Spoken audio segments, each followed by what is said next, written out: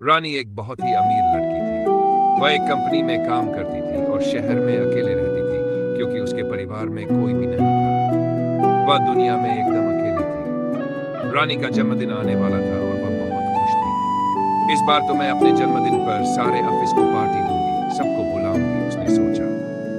ये सोचकर रानी ऑफिस में सबको बोल देती है, सुनो सुनो सुनो, सब लोग मेरे जन्मदिन में जरूर आना। मैं सबको बहुत बड़ी पार्टी दूंगी और खूब खाने पीने का इंतजाम करूंगी। तुम सबको बहुत मजा आएगा। लेकिन रानी देखती है कि उसके ऑफिस के दोस्त ये सुनकर खुश नहीं थे। अरे, तुम सबका मुंह इतना लटका क्यों? तुम सब मेरी पार्टी की बात सुनकर खुश नहीं हुए क्या? रानी ने पूछा। एक आदमी जिसका नाम नरेश था कहता है, नहीं नहीं रानी, ऐसा कुछ नहीं है। दरअसल तुम तो जानती हो, जिस दिन तुम्हारा जन्मदिन होता है उसी दिन पूजा का भी जन्मदिन होता है और उसने हम सबको पहले ही अपनी पार्टी में बुला लिया। पूजा का नाम सुनकर रानी आग बबूला हो जाती है। असल में रानी पूजा को बिल्कुल भी पसंद नहीं करती थी और अब पूजा ने उसकी जन्मदिन की पार्टी भी खराब कर दी थी। लेकिन रानी ठान लेती है कि वह ऑफिस के लोगों को अपनी ही पार्टी में बुलाएगी।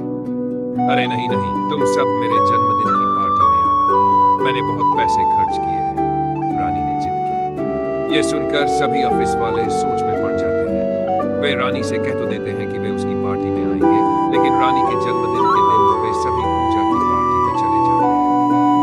उधर रानी होटल में सबका इंतजार कर रही थी। उसने एक बड़ा सा होटल बुक किया था और खूब पैसे खर्च किए थे ताकि वह शानदार पार्टी कर सके। ओह, कितनी देर हो गई, अभी तक कोई आया क्यों नहीं?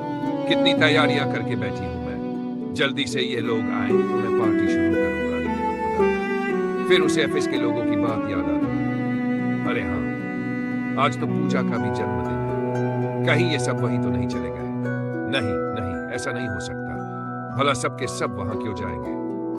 रानी सोच में पड़ जाती है और फिर वह ठान लेती है कि वह पूजा की पार्टी में जाकर देखेगी कि वहां क्या हो रहा है। जब रानी पूजा के घर पहुंचती है तो देखती है कि ऑफिस के सभी लोग वहां मौजूद है और पूजा मजे से अपना जन्मदिन मना रही थी। ये देखकर रानी को बहुत गुस्सा आ जाता है और वह गुस्से में एक कांच का गिलास नीचे फेंक देती है। सभी लोग उसकी ओर देखने लगते हैं। अरे रानी, तुम यहाँ? मैंने तो तुम्हें बुलाया भी नहीं था, फिर तुम क्यों आई हो? पूजा ने कहा। मैं तुम सबको नहीं छोड़ूंगी। तुम लोग मेरी पार्टी छोड़कर इसकी पार्टी में आए, रानी चिल्लाई। रानी, मगर हमें तुम्हारी पार्टी में नहीं आना था। तुम हमेशा हमें अपने पैसों का घमंड दिखाती हो, जबकि पूजा हमारी अच्छी दोस्त है, नरेश ने समझाने की कोशिश की। रानी ये सुनकर और गुस्से में आ गई। ओह, तो अब मैं समझी, तुम सब असल में मेरे पैसों से चलते हो। मैंने इतना बड़ा होटल बुक किया और इतना खर्चा किया और तुम लोग यहाँ इस छोटे से घर में पार्टी कर रहे हो। तुम सबको मैं देख लूंगी। गुस्से में रानी वहां से निकल जाती है। वह अपने कमरे में बैठ जाती। मेरे कितने पैसे बर्बाद हो गए। ये सब उस मनहूस पूजा और ऑफिस वालों की वजह से हुआ। नहीं, अब मैं उस ऑफिस में नहीं जाऊंगी जहां मेरी इतनी बेइज्जती हुई, बल्कि मैं उन्हें वहां भी काम नहीं करने दूंगी। उन्हें ऑफिस से निकलवा दूंगी, चाहे इसके लिए मुझे अपने सारे पैसे ही क्यों न खर्च करने पड़े। रानी गुस्से में ये सब सोच ही रही होती है कि उसे दूसरे कमरे से कुछ आवाजें सुनाई देती है। ये क्या? मेरे घर में कोई और भी है? ये आवाज कैसी है? रानी दूसरे कमरे में जाकर देखती है तो उसके होश उड़ जाते हैं। वहां दो चोर खड़े थे। अरे चिंटू, पकड़ इसे, इसने हमें देख लिया। हाँ मिंटू, अभी पकड़ता हूँ, चिंटू ने जवाब दिया। चिंटू रानी को पकड़ लेता है। नहीं नहीं, छोड़ दो मुझे, तुम दोनों वही जाने माने चोर चिंटू मिंटू हो। हाँ हाँ, हम वही हैं।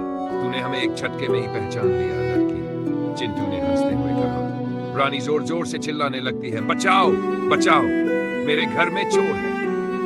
मिंटू को गुस्सा आ जाता है और वह रानी को डराने के लिए चाकू निकालता है। चाकू देखते ही रानी मिंटू पर हमला कर देती है, लेकिन गलती से चाकू उसे ही लग जाता है। चिंटू और मिंटू अंदर कमरे में बैग लेने चले जाते हैं। उधर रानी मरने के बाद एक चुड़ैल में बदल जाती है। ये क्या हो गया मेरे साथ? आज मेरा जन्मदिन था और मेरे ही जन्मदिन पर सबने मेरे साथ इतना बुरा किया। कोई मेरी पार्टी में नहीं आया और किसी ने मुझे जान से ही मार दिया। लेकिन अब मैं किसी को नहीं छोड़ूंगी, एक एक को पकड़ूंगी। इतने में दोनों चोर सामान लेकर वापस आते हैं और चुड़ैल को देखकर डर जाते हैं। चुड़ैल चिंटू और मेरी मदद करोगे और मेरे साथ चलोगे, समझे? साथ चलेंगे, मगर कहाँ? तुम्हारे पास कोई गाड़ी है? हाँ हाँ, हमारे पास एक ऑटो है। अरे वाह, तो चलो, हमें किसी का जन्मदिन बिगाड़ना है। चिंटू और मिंटू कुछ समझ नहीं पाते, लेकिन उन्हें चुड़ैल को अपने ऑटो में बिठाना पड़ता है। कुछ ही देर में वे पूजा के घर पहुंच जाते हैं, जहां अभी भी पार्टी चल रही है। चुड़ैल अंदर जाकर जादू करती है, जिससे गाने बंद हो जाते हैं और सभी लोग हवा में उड़ने लगते हैं। बचाओ बचाओ, सब चिल्लाने लगते हैं। तुम सब ऐसे नहीं उड़ रहे हो, मैं उड़ा रही हूँ। चुड़ैल ने धमाका लगाया। चुड़ैल पूजा को मजबूर करती है कि वह उसके सामने नाचे। पूजा डरकर नाचने लगती है। तुम सबको पूजा ज्यादा पसंद थी ना, अब मैं तुम सबको मार दूंगी। सभी लोग डरकर माफी मांगने लगते हैं। नहीं नहीं, हमें छोड़ दो। चुड़ैल उन्हें छोड़ने के बदले वादा लेती है कि वे पूजा से कभी बात नहीं करेंगे और पूजा की पार्टी में कभी नहीं आएंगे। सब डरकर वहां से भाग जाते हैं। चुड़ैल वापस घर आती है और चिंटू मिंटू से एक छोटा सा केक देते हैं। आज तुम्हारा जन्मदिन था, तो इसे मनाते हैं। चुड़ैल की आत्मा को शांति मिल जाती है और